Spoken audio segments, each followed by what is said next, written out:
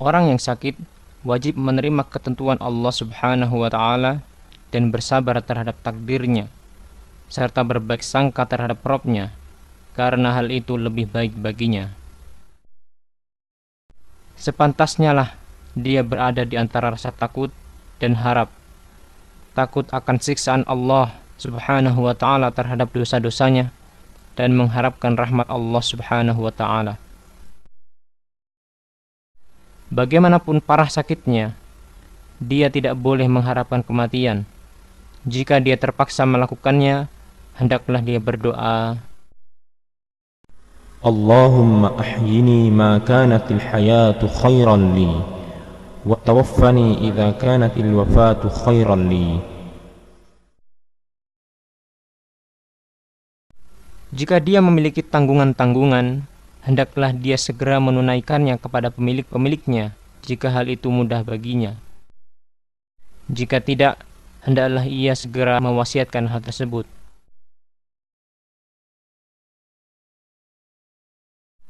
Dan ia dianjurkan untuk segera membuat wasiat.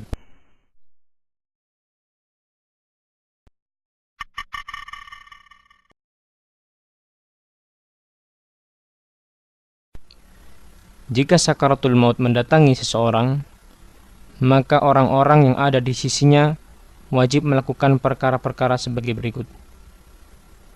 Hendaknya mereka mengajari orang ini syahadat la ilaha illallah atau mentalkinkannya. Nabi SAW pernah bersabda, "Laqinu mautakum la ilaha illallah." Rawahu Muslim. Yang demikian ini adalah agar orang tersebut mengakhiri hidupnya di dunia ini dengan kalimat la ilaha illallah. Man kana akhiru kalamihi la ilaha illallah dakhala al-jannah. Rawahu Abu Dawud. Kemudian hendaklah mereka mendoakan kebaikan untuknya. Mereka tidak berkata-kata di dekatnya kecuali kebaikan. Adapun membacakan surat Yasin di dekat orang yang hendak mati dan menghadapkannya ke arah kiblat, maka hadis tentang kedua hal tersebut tidak sahih sama sekali dan tidak boleh diamalkan.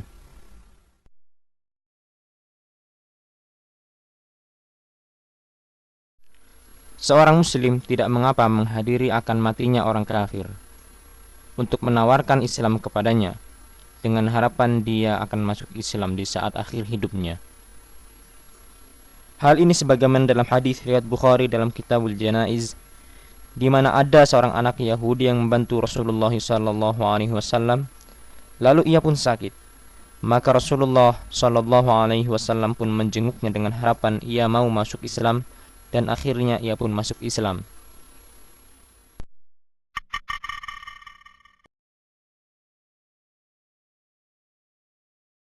Jika dia telah mati dan ruh telah keluar, maka orang-orang yang hadir wajib melakukan hal-hal sebagai berikut.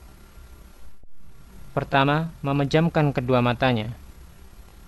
Hal ini sebagaimana Rasulullah SAW tatkala beliau menemui Abu Salamah radhiyallahu anhu yang terbelalak matanya, lalu beliau pejamkan kedua mata Abu Salamah seraya bersabda, "Inna ruha idza qubida tabi'ahu al-basar." Rawahu Muslim.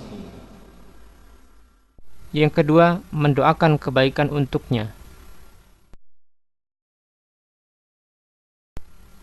Yang ketiga, menutupinya dengan kain yang menutupi seluruh tubuhnya jika ia bukan orang yang sedang melakukan ihram, haji ataupun umrah.